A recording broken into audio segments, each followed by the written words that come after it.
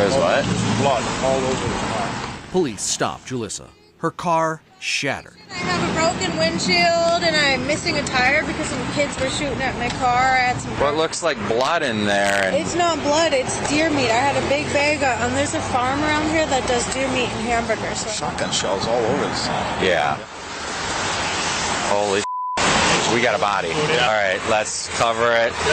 Eli Hart was born to Julissa Thaler and Tori Hart in December of 2015. Unfortunately, their relationship didn't last long, and Eli's childhood was far from carefree.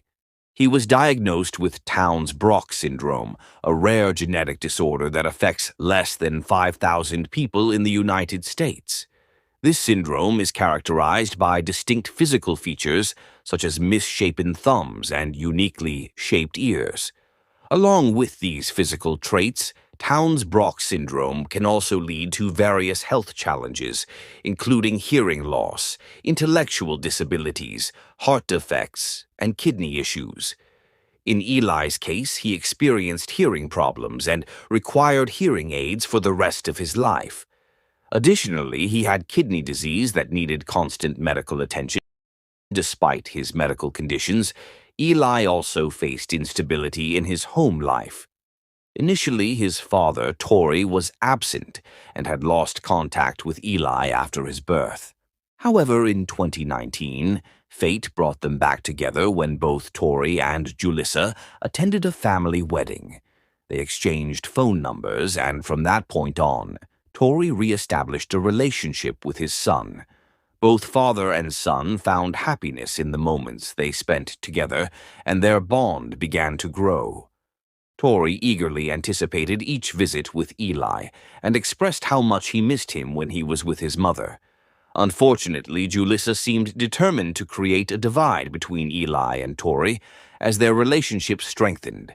She repeatedly made false claims about Tori being a threat to her, even going as far as accusing him of placing explosives in her vehicle. However, no evidence was ever found to support her allegations. There were signs that Eli's mother was not adequately caring for him. Julissa faced challenges with her mental health. As a result, Eli was placed in foster care in January of 2021 due to concerns about his mother's ability to care for him. Child Protection Services had been alerted to Julissa's situation before. In December of 2015, Child Protection Services received a report that Julissa was using drugs while pregnant with Eli. Another report was made when Eli was not yet 2 years old, raising further doubts about Julissa's ability to care for him. Julissa agreed to seek help for herself and Eli, leading officials to close the case at that time. However, Eli was eventually removed from Julissa's care and placed with Julissa's cousin, Stephen Kronberg, and his wife, Nikita, in January of 2021. Eli spent nearly a year in their care. Despite the challenges he faced, Eli was a kind boy who was now in kindergarten and always had a smile on his face. He loved playing pretend games, especially with matchbox cars, and dreamed of becoming a firefighter. Eli quickly made friends with other children his age due to his outgoing personality and positive attitude. He had a passion for adventure and exploration, and during his time in foster care, he was able to maintain a relationship with his father, whom he cherished spending time with, as noted by Nikita Kronberg, Eli's foster mother. Tori, who had recently relocated to Chetek, Wisconsin, made the decision to pursue custody of Eli instead of allowing him to remain under Julissa's care. With his upcoming marriage to Josie Josephson, Tori believed that he could offer a more stable and nurturing environment for Eli compared to Julissa. While the custody arrangements were being determined, Eli began spending both supervised and unsupervised time with Julissa. However, those close to Eli noticed a negative change in his temperament and behavior. He started getting into trouble at school, displaying aggression towards other children, which was completely out of character for him. There were instances where he allegedly kicked a classmate in the throat and pushed another child off a slide during playtime. Additionally, Eli made statements at school that hinted at a troubling home life with Julissa, mentioning that she sometimes pushed him. These incidents raised concerns that something was seriously wrong. A play therapist working with Eli even reported that Julissa became argumentative, causing Eli to seek refuge in a nearby cupboard. Tori, deeply worried about his son's well-being, suspected that Eli might be experiencing emotional or mental abuse from his mother. Given the sudden and drastic change in Eli's behavior, it was clear that there must be an underlying cause. Due to these concerns, Tori was apprehensive about Eli's safety when he returned to live with Julissa. Tori's concerns about the potential harm that could befall Eli if he were permanently returned to his mother were not unfounded. Even Eli's foster care providers shared these worries. In March 2022, Tori took the initiative to email the social workers responsible for his son's case, expressing his fears regarding his son's well-being under his mother's care. The email provided detailed accounts of the reasons behind Tori's suspicions. He highlighted Eli's anxiety symptoms, such as sleep difficulties, regressing to baby talk, and chewing on his shirt. Additionally, Eli had started stuttering again, a behavior he had previously overcome. All of these issues arose after he had been placed back with his mother. During supervised visits, social services also observed concerning behavior from Julissa. On one occasion, she even threw garbage at a staff member and forcefully dug her fingernails into the woman's hand. Furthermore, she disregarded Eli's requests to engage in play during these visits, instead opting to sit motionless, lost in her own thoughts. Despite the expressed concerns, Eli's mother was granted full custody of him once again on May 10, 2022. Regrettably, this decision proved to be disastrous. In the late hours of May 19th or the early morning of May 20th, Eli tragically lost his life. Julissa aimed a firearm at him and callously pulled the trigger 9 times while he sat in the booster seat of her car. Orono police stopped the vehicle on May 20th after receiving reports of a driver operating a vehicle with a missing tire and a shattered rear windshield. The officers made a horrifying discovery upon inspection, noticing thick red fluid both inside the car and on the mother herself. Julissa attempted to explain the bloodstains as the result of kids shooting out the back window with BB guns and claimed the fluid came from a deer. Stop, Julissa. Her car shattered. I have a broken windshield and I'm missing a tire because some kids were shooting at my car. I had some. What looks like blood in there? It's not blood, it's deer meat. I had a big bag there's a farm around here that does deer meat and hamburger. This devastating incident highlights the dire consequences of the ill-advised decision to grant custody to Eli's mother.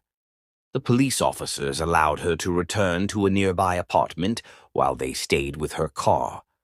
Shortly after, the police discovered Eli's body in the car's trunk, along with a shotgun. This tragic incident occurred just days after Eli's birth mother regained custody of him. Eli's mother was arrested and charged with murder, although she consistently denied harming her son. Following the shooting, Eli's father filed a lawsuit against Dakota County Social Services for returning Eli to Julissa, despite signs of her unstable mental health and alleged drug use. The lawsuit also highlighted other concerns, such as Julissa's attempts to undermine Eli's relationship with his father and her lack of stable housing. Additionally, Julissa had not completed a parenting education program due to her inconsistent attendance. The custody cases are scheduled to be heard in federal court this year. However, before that, Julissa's criminal charges needed to be addressed. Despite being offered a plea bargain, Julissa declined and opted for a jury trial. During the murder trial, Julissa's ex-boyfriend, Robert, provided crucial testimony regarding the events leading to Eli's death. Initially, Robert was also arrested in connection with the incident, but was later cleared of any involvement and released without charges. According to Robert, he and Julissa were acquaintances in high school and reconnected in 2022, occasionally engaging in illicit substance use together. Court records confirmed Julissa's extensive history of substance abuse, including early alcohol consumption and misuse of opiates and sedatives. Substance use remained a persistent issue for her until her arrest in connection with Eli's tragic passing. Robert testified in court that May 19, 2022, marked the final day of Eli's life. He recounted how he and Julissa picked up Eli from school, and the boy spent his last night eating pizza and playing with kittens. However, the evening took a dark turn when Julissa felt Eli was being too rowdy. She began hitting him, and Eli retaliated by striking her back. Robert mentioned that after the altercation, Julissa placed her shotgun in the car and returned to the house. Later, she took Eli downstairs with her. The next morning, when Robert woke up and asked Julissa about the previous night, she simply said she had something to do. Robert assumed Eli was at school, but the police later found Eli's body. Julissa and Robert were arrested, with Robert claiming he had no knowledge of the situation. He revealed that Julissa had expressed a desire for the shotgun for self-defense, but he never expected her to use it on her own child. Robert's testimony was compelling, supported by other evidence. The jury also heard from a DNA expert confirming Eli's blood matched DNA found on Julissa's hair. The prosecution argued the murder was premeditated, citing Julissa's internet searches on life insurance policies. During the sentencing, Josie and Nikita spoke about Eli's positive qualities.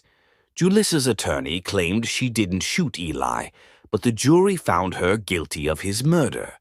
Instead of expressing remorse or accepting her guilt, Julissa Thaler opted to disrespect the judge by uttering an obscenity and referring to him as garbage when she was given the chance to speak during her sentencing.